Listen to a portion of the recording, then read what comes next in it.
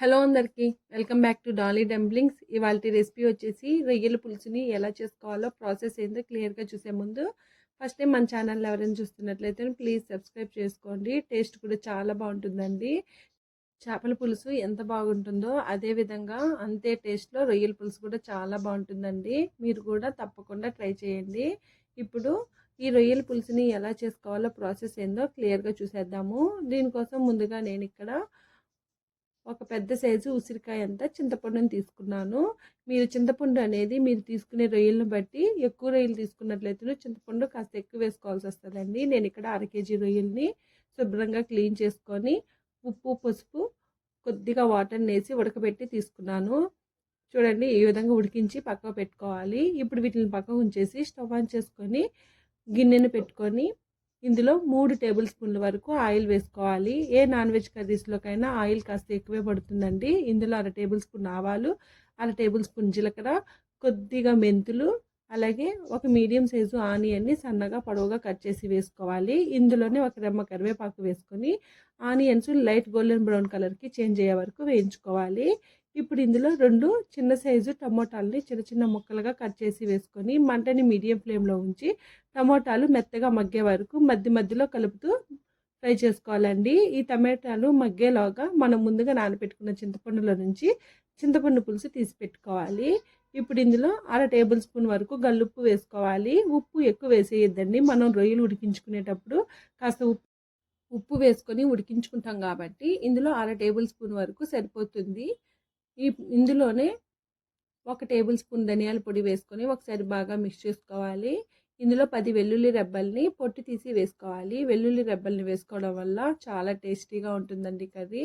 ఇప్పుడు ఇందులో 1/2 table spoon కారం పొడి వేసుకోవాలి. నేను తీసుకున్న కారం ఎక్కువ కారంగా ఉందండి, దానికోసమే 1/2 టేబుల్ స్పూన్ను వేశాను. మీరు తీసుకునే కారాన్ని బట్టి కారాన్ని అడ్జస్ట్ చేసుకోండి.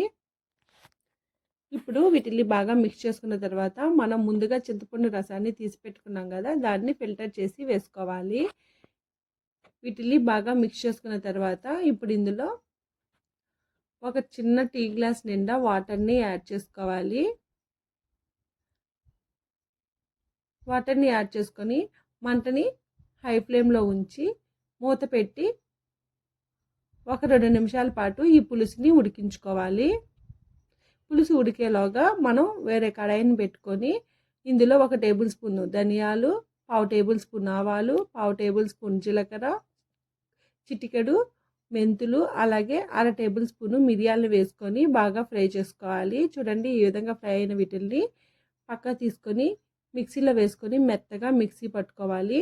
చూడండి ఈ విధంగా మిక్సీ పట్టుకోవాలి. ఈలోగా పులుసు ఉడికిందో లేదో చెక్ చేసుకుందాం. చూడండి ఇక్కడ పులుసు అయితే బాగా ఉడికిపోయిందండి. ఇప్పుడు ఇందులో మనం ముందుగా ఉడికించి పెట్టుకున్న రొయ్యల్ని యాడ్ చేసుకోవాలి. ఈ రొయ్యల్ని వేసుకున్న తర్వాత మంటని మీడియం టు లో ఫ్లేమ్లోకి అడ్జస్ట్ చేసుకుంటూ పులుసు అనేది ఉడికించుకోవాలండి. మంటని హై ఫ్లేమ్లో పెట్టి పులుసు ఉడికించుకున్నట్లయితే పులుసు మొత్తం ఇంకిపోయే ఛాన్సెస్ ఉంటుంది.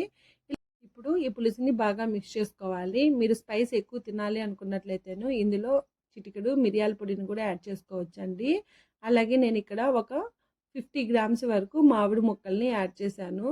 మీకు మామిడి ముక్కలు ఇష్టం లేకపోతే వదిలేసేయండి. మామిడి ముక్కలు కూడా ఈ కర్రీలోకి చాలా బాగుంటుంది. ఇప్పుడు ఈ కర్రీని మూత పెట్టి 2 నిమిషాలు ఉడికించుకున్న తర్వాత మూత తీసి ఒకసారి బాగా మిక్స్ చేసుకోవాలి. చూడండి ఇక్కడ నాకు మామిడికాయ అనేది ఉడికిపోయిందండి. అలాగే పులుసు కన్సిస్టెన్సీ కూడా నాకు సరిపోయింది.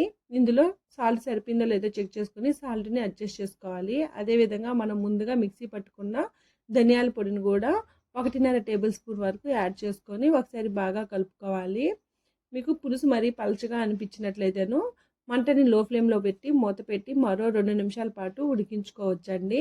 చూడండి నేను 2 నిమిషాల తర్వాత మూత తీసి చూశాను. ఇక్కడ పులుసు అయితే రెడీ అయిపోయింది. అలాగే మామిడి ముక్క కూడా నీట్గా ఉడికిపోయిందండి.